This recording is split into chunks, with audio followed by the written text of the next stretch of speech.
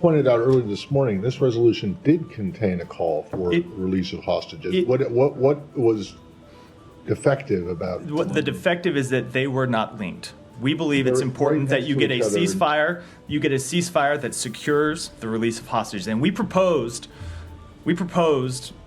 a number of different formulations that would link the two, and that would call for a ceasefire that includes the release of hostages. And I don't understand. Hold on. Let me just say, I don't understand what could be objectionable about that language. Well, right. Well, no, but I guess the point is that other people don't understand what could be objectionable about the language that you just vetoed. What is objectionable to us is that it calls for Israel an immediate ceasefire and the immediate release. It calls for an immediate ceasefire, and we don't think that Hamas. Because let's be clear about when people talk about an immediate ceasefire, what they mean is they mean for Israel to immediately stop fighting. You think Hamas is going to respect a UN Security Council resolution calling for the release of hostages? No, we don't think they are at all. So we think that if you're going to see,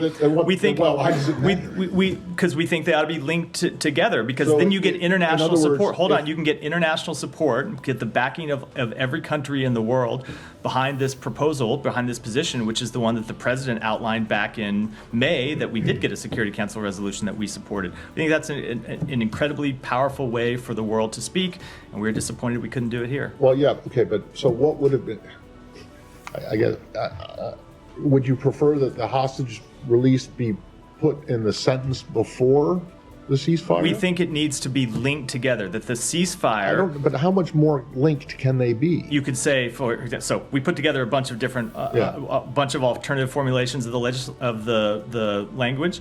I'll just give you one here. A ceasefire that secures the release of hostages. A ceasefire and you proposed that language and people... Maybe not that exact language. We proposed a number of different formulations of the language that were not accepted. And I, for the life of me, can't understand why they weren't accepted if the parties backing the resolution really wanted to get to something that could pass the Security Council.